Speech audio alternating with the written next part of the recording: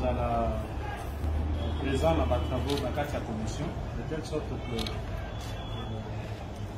crédit que kozala loué, je dis bien la rémunération. Parce que l'intervention est là qui est concentrée sur rémunération. Il y a pas policier, il n'y a pas soldat. Donc, vous avez déjà que c'est merci.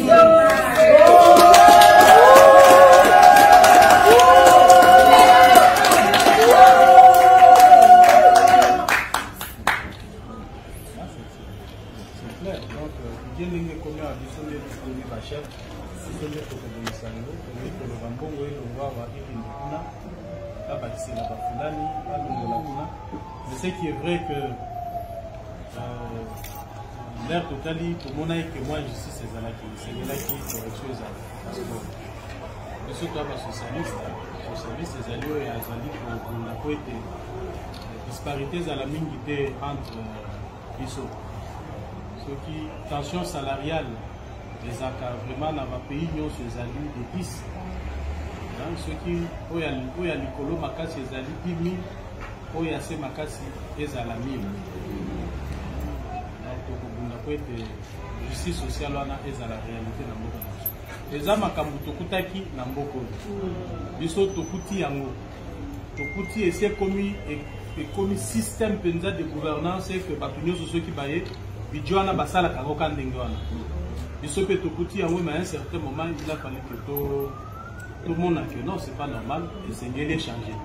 Mais il y a un changement en 2023.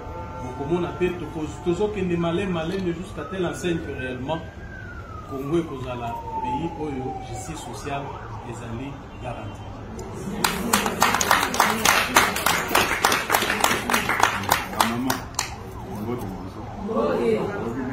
Premier vice-président bongo na bino leo mona kamuta kwa na camion na los bo na kiosk na basi ya basuka ayoko sunga bino te bongo na bino na nda longoli muke na ke ko la sabango mo ko kaki atelemela ki makambo wana bo soutenir ye makasi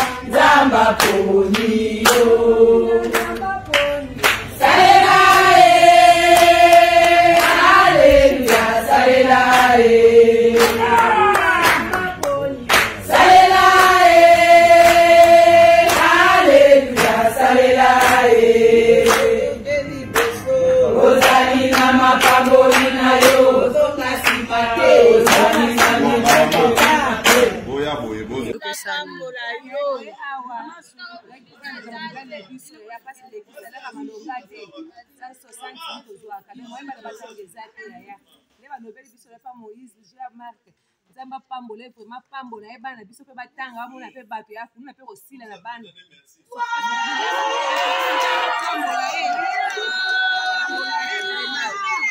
tomoni bino awa boye kosani merci papa pour soutenir proposition ndenge plaisir pour la salaire ya mibali na biso biso pe toye ko soutenir l'idée na ye parce que toza na posa pe ba augmenter salaire ya mibali na biso toza na posa pe bana na biso batanga bakota ba université batanga ne bana ba député bazotanga yango wana toye ko soutenir ye parce que tolandaki ye na télévision mutu moko akorrompre biso azate tolandaki ye na télévision yango tolandi tiawa po toya ko soutenir idée wana po biso pe toza na posa to vivre lokola bato. Bonjour, madame journaliste. Tomboni, le premier vice-président de l'Assemblée nationale, a aussi un soda par rapport à budget finance 2022. Nini, pour nous vraiment au Canini. Ezali esengo peuple mobile. Omoni basi ya soda wana, bazo représenter couche munene ya population. Basoda na biso nyonso liloba Jean-Marc Kabunda Sali alobeli na kati ya Assemblée nationale pour la police bandeko député.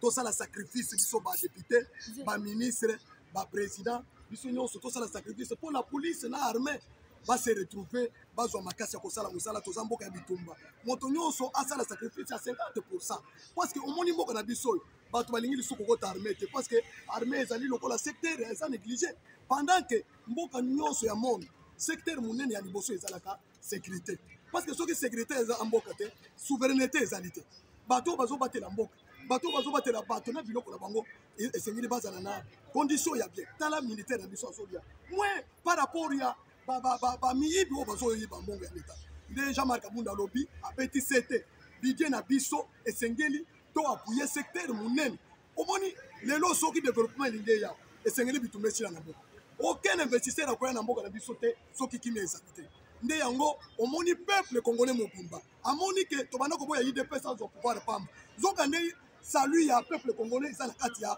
bakonzi ya UDPS Jean-Marc Kabunda amemi peuple congolais mobimba de façon que batala situation ya militaire basa la situation ya ba policier peuple congolais sepela pourquoi pas eza électorat ya chef de l'état basi ya ba soda bana ba soda ya ba policier basa électorat ya chef de l'état maintenant tokotika bango te bazala kokemba toza besoin na Congo ya sika tala ndenge tomwa mboka oyo eza pembeni na biso ndenge ezosakana na peuple congolais tokondima te armée na biso ezala faible tolingi armée na biso ezala makasi sécurité na biso ezala makasi po tobatela minere oyo nzambe apesi biso nde yango omoni Jean-Marc Kabunda apporter donc espoir ya tout un peuple nde yango tozoloba peuple congolais omoni sikoyo bato oyo babanda kolobela bino alobaka lisusu ke mpona congrès aboya congrès bato omona ye lokola azosala populisme te biso UDPS tozodéfendre intérêt général olia ya kodéfendre intérêt ya moto moko biso todéfendre intérêt général nde yango omoni budget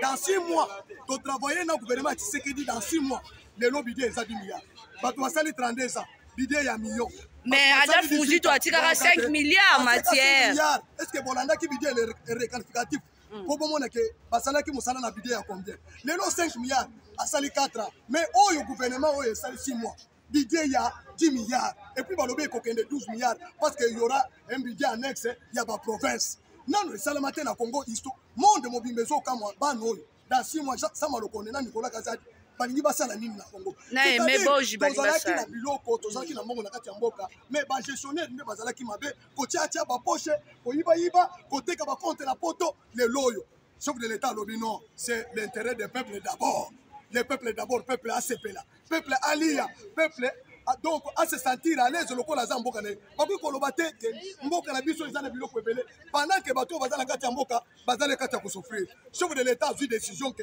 esengeli Congo a récupéré bisika na ye nyonso soki si le plan ya sport omoni ministre na biso ya sport Serge Konde ndenge asali exploit lelo tokomi na penalty po tokota na coupe du monde nano esalama te na kati ya Congo kaka 6 mois na 6 mois atala lelo tozwi république ya pétrole nano kota na budget na biso te ya Didier Boudimou ministre excellence Didier Boudimou tala lusiko gratuité de l'enseignement UNESCO partenaire monene ya RDC aboyaki ko souscrire lisusu ko cotiser maintenant avec politique ya Tony Mwab akei na France akokota réunion UNESCO alobi kazofuta barrière nyonso ya cotisation enseignant kozwa salaire na ye ya malamu ba gestionnaire ya ba école bakozwa salaire na bango ya malamu fonctionnement ekobima peuple congolais kokela bana na biso bakotanga na condition ya malamu toboyi sous le règne ya Fati Beton bana ba ministre ba honorable batine lisusu bana bakende kotanga na poto pendant que école na biso bazo négliger yango nous voulons améliorer la qualité de l'enseignement na la République démocratique du Congo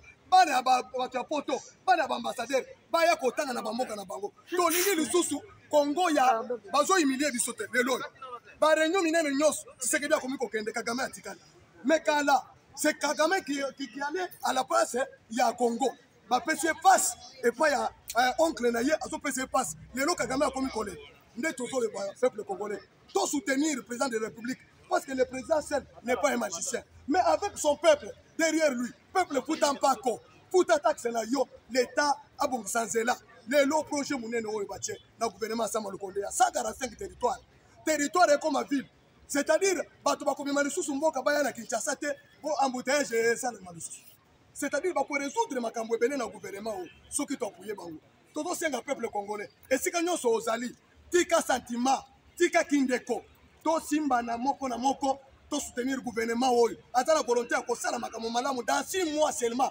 basali makambo oyo bato oyo ya 18 ans basali te nini Tshisekedi asali te alibere biso na bumbu ya baautorité morale lelo oyo Kabila lisusu aza liloba o député sala boye sénateur sala boye non bato baza libre Moïse alobi nazolungwa badepute bayebisi kende biso totikali na mboka na biso c'est-à-dire Tshisekedi alibere bato nyonso na liberté moto nyonso akomi libre ane réseau sala lisusu mosala te ya kointoxique peuple congolais kotika baétranger libre c'est-à-dire Congo ezongi na maboka ya bakongolais nde tolobi boye Lumumba asala makambo oyo bakongolais batika na distraction baboma Lumumba Laurent Désiré Kabila asala makambo oyo bakongolais batika na distraction baboma Laurent Désiré Kabila maintenant moi no tozui ya Etienne Tshisekedi oyo totika ye te parce que na ambition aza nango minere oyo toza nango lelo oyo toza na forêt équatoriale depuis Zamba kele biloko nani ayebaki ke forêt équatoriale ekomatisa Congo au sommet du monde balobaka Congo aza solution du monde esengeli mwana mama Martha aya akende kuna ke na réunion ya G20 nazokota comme un simple citoyen te botianga niveau ndenge moko na bino boki koloba ke boza ba grande puissance les pays les plus industrialisés du monde tant que vous n'avez pas de minerais tant que vous n'avez pas la maîtrise du réchauffement climatique ce qui a tellement bapesé micro alobi balobi que tie la solution bomoni ndenge président américain ayambi ye lokola moninga na ye c'est-à-dire Congo emati likolo esika na ye Congo oyo babanda kofinga ba pays mususu babanda koyeba ata Congo ezani nini maintenant bokomona drapeau na biso ekoflotter na Qatar la coupe du monde bato balobi que vraiment Congo mais baza causer la réponse à FIFA babi d'ici le 23 novembre les FIFA a à répondre wana ezali matepo yolo wana ezali monseigneur Ambongo na utemi na be shole na Moïse Katumbi na Kabila na Shadari na Mwilani bango nde bakei ko plaider te RDC koleka ndeni ndenge ba Égyptien balanda ba Israélite batiki bango neni nde bazolanda FIFA a répondre à l'objet que Mobeko wana tozalaka na côté règlement wana tozalaka na côté il n'y aura pas de sanctions to commis déjà 10 personnes awa to commis koloba tozana pour le nini passe la débarrage bon mona les Congolais vont donner le meilleur d'eux-mêmes. Je vous dis que le peuple congolais n'est pas n'importe quel peuple. Le peuple congolais, ce qu'on tient en condition est bien, en rendre au service à Kitoko. Tous ils savent que jamais le Congo d'aujourd'hui ne sera pas égal au Congo d'hier. Congo, il y a le lot, il y a lobby, et la différence c'est cause de la monnaie. Dans 6 mois, il y a un ministre qui a 10 milliards. Est-ce que vous avez dit que vous avez dit que vous avez dit que vous avez dit que vous avez dit que vous avez dit que société kaka oyo Kabila tikaki ya 18 ans mais babimisi budget ya 10 milliards basali budget ya 2021 babimisi excédent mois ya novembre na mois ya décembre eza cadeau c'est-à-dire avec ça nous voyons que le Congo est sur les rails tala lelo démocratie opposant azo finga chef de l'état oza incompétent azo sala marche bapesi na ma ya meli azongi pa na téléphone mais tant ye chef de l'état wana zaki na opposition abana kozonga na téléphone te barosi mukendi tokenda bango marche bazongi te lelo bana na bango baza ba orphelin mbasi bakomi ba veuve mais moi si à Shadari moi si ennemi Mwilani papa nani ayibaki ke na Congo yo Tshisekedi akokotisa Mwilani na marche akota na marche asa la marche Shadari na obe mina konjala njoko na mboko yo bakota na marche basa la marche bakomi komela mai na zela et puis bakei bazongi sans gaz lacrymogène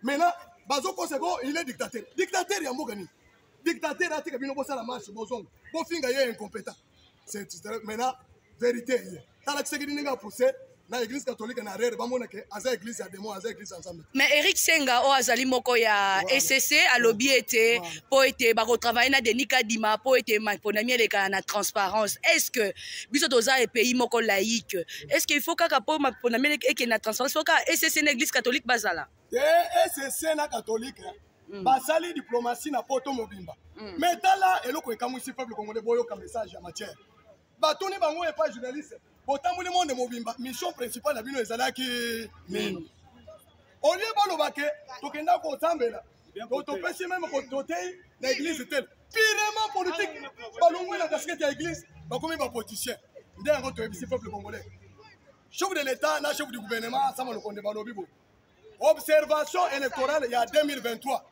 bapesi yango communauté internationale maintenant budget nyonso c'est le gouvernement congolais maintenant parce que bazo aspirer confiance monde mobimbe moni que église mibale wana église colonialiste c'est-à-dire église kimbango alongoli peuple congolais moni makambo mususu tolia tokanisa Simon Kimbangu.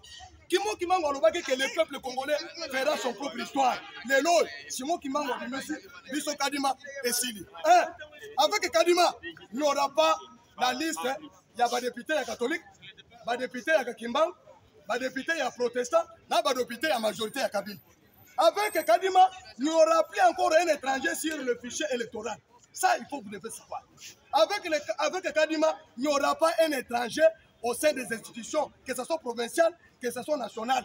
C'est avec Kabila, c'est la souveraineté nationale. Bango va yebi yangonde pourquoi il s'acharne sur Kadima. Ce n'est pas pour le tribalisme. Ambongo est de l'Équateur. Abechol est de l'Équateur. Passer Senga de l'Équateur. Outembi de l'Équateur. Le candidat est de l'Équateur. À quoi se moque-t-il? C'est bon que quand Kadima va dans la classe, l'observation. C'est-à-dire compétence on a utilisé en côté parce qu'il est de la même famille que le président de la République qui est un étranger. Abe Manuman, les frères de Kabila Joseph, ils parlaient les mêmes langues. Hein? Les Swahilophones. À gérer des fois. Ngoy Mouloun, toujours Swahiliphone, à gérer une fois. Coréen, toujours Swahiliphone. C'est-à-dire ces pays, en tout cas, l'histoire. Depuis tout le lobby, parlement de Boy, quand il parlait du peuple. Depuis tout le parlement de Boy, quand il parlait du peuple. Oui, mais nous, ni t'étais parlement de Boy, député, on a l'ingé tellement. Ma bonne a mais ma étranger, c'est pour vous dire, nous avons libéré tous les peuples congolais. Que vous ne voulez ou pas, les gens de la rue, les batteurs étaient pour libérer le peuple congolais. Bon dimanche, les loyaux, Matière. Oui. Les autres ont renversé majorité. Tu as pouvoir de 32 députés. Les autres ont 350 députés. Matière. Comment on renverse Laurence de Kabila mais pouvoir ça un bien de ça. Tokoti malem. Les loyaux peuple congolais libéré. Nani a goûté changement au tosuite. Nani a goûté les loyaux. Tamoma Mazaoki. Robert Azarias Robert, ministère Mouneni a décentralisé la souveraineté. Papa c'est un étranger. Chico Matière. Ça a posé question à Soukate. Matière. Tokomi na soko chité. Depuis tomona ki Moïse Katumbi ayaki na Kinshasa azongi Lubumbashi ti siko Matière. Tozoyi bati azala kata union sacrée to azali manda union sacrée Matière. Moïse Katumbi yemoko azani mai ya chaud ni mai ya froid. Akomi katikati. Alobaki asali mbangisa. Ayibi muto azo bangisa teke ligne rouge. Mais ba député baza Montazo, il va député que ceux qui vont ligne rouge. Un citoyen, l'hémicycle ici, les représentants du peuple congolais. C'est la représentation nationale du peuple congolais. Un étranger juif a qui déposé fleurs. Et pas la bango. To betien d'âge. To s'immiscer touche la force de réparation. To tindie. Fati a qui Israël. A qui on va à Israël. Soit monte la Bible. Moïse a besoin de yaka oucha fleurs. A éviter que besoin c'est un déni. Pour assez démarquer, les Congolais c'est un juif. Il y a mon corps qui est un juif. Juif n'a pas de Congolais, il y a ça là. Moïse Katumbi a pied minéré. Parce que va aller à pied minéré, il y a un commissionnaire de Kabila. Moïse Katumbi, mon souci, parce qu'il chapeaute d'autres institutions. Moïse Katumbi a été minéré, Kabila a venu aux Juifs, aux Jidas. Il y a Kabila qui est aux traite. Les noms Moïse Katumbi n'a Kabila bazongi place mon côté. Matin Boyou na Kabila bazongi place mon côté. C'est famille il y a bateau va détruire le mot. Mais Zamba Zaya pas congolais. Ba ennemi na biso olié ba kende ba kende ko sala rébellion. To tcheba ngokal. Sentir bazalia. Moyen babima ezate. Les 21 boké Sinti na Seni bazo continuer toujours bloc na bango bloc politique na. Problème ezabo. Makambo bazo sala biso bato zala pouvoir. To sala yango to lemba yango. Biso na 2011 to sala sit-in. Qui tomata tokita ba changeate na 2018 to lobi Kalambai rapporteur azaya bisote Kabila lobite il est toujours le délit de presse nani aboya kiamo to gagner élection to gagner to gagner soki baza makasi senior représentation nyonso loi ba vota ki loi omoni eloko ekangi bango ba vota ki loi ya loi organique bango nyonso tout à fait confondu. Maintenant c'est la loi organique qui est en train d'être appliquée à 100% pas par pas. Voyez, on m'a dit que c'est la dictature. dictature démocratique. Nous allons imposer le développement. Nous allons imposer la paix ici en République démocratique du Congo. On n'aura pas peur de personne. Nous allons motokobank sabiso azate. Tala, tosali remise de reprise na Kabila. Entre président entrant na président sultan. Mais tosali remise de reprise na opposition te. Ba ya to baptiser bango to bisa bango ke comment on fait l'opposition. Opposition aux sala la contre la banque na poto. Oya mongo iba l'état congolais. Et ça opposition te. Opposition aux sala aussi au bouma batona kamo enasa. Au bouma ba expert, au bouma chebe. Et ça opposition te. Yo moko mitien na boulot. Parce que aux la correction ko sala ta eloko moko. Nde tozo bisa binoke. Devant biso opposant azate. Opposant biso bana o génération bazo boto. Nde bakoya ba opposant la biso. Bako convaincre biso parce que to aussi ça makamonyo sauté. Chaque être humain a toujours des imperfections. Peuple congolais peut sa fatigue confiance. Peut sa gouvernement, il y a ça mal de confiance. Peut ça Jean-Marc Kabunda na Augustin Kabuya confiance. Ce sont les gens de Tala. Kabila zalaki mitidi. Papé zabe mboso pe confiance. Ah oui. Mboso kodia. Kabila zalaki mitidi ya ba professeur. Tala batumi ba le pamba. Les deux joueurs mené mutu zolobi ba konache. Papa, ba to ba ko banani kika yo bin karbe na mai yupo ba wili ba konga na mongo de na mai wala te bozo bongo de l'autre. Merci beaucoup Mathieu. Après ce que Kabila n'a pas fait. Kabila a dit ceci. J'ai manqué à transformer le peuple zaïrois en peuple congolais. Mais Tshisekedi a transformé Trebakuluna au producteur de biens, il y a maïs, il y a peuple congolais à connaître. Est-ce que merci ça beaucoup Mathieu. Il a transformé ce que Kabila a échoué. Papa, les criminels de la centre-ville. Alors non, votre place n'est pas ici. Vous n'êtes pas agent à tuer. Il les a transformés en outils de production. Les loyaux, Tokomi Kolia Madesu, Tokomi Kolia Masango, Songo, Yabakulun, Abumi Motote. Mais Kabila, faut se communier à Malou, Yamal. Merci beaucoup Mathieu. Merci.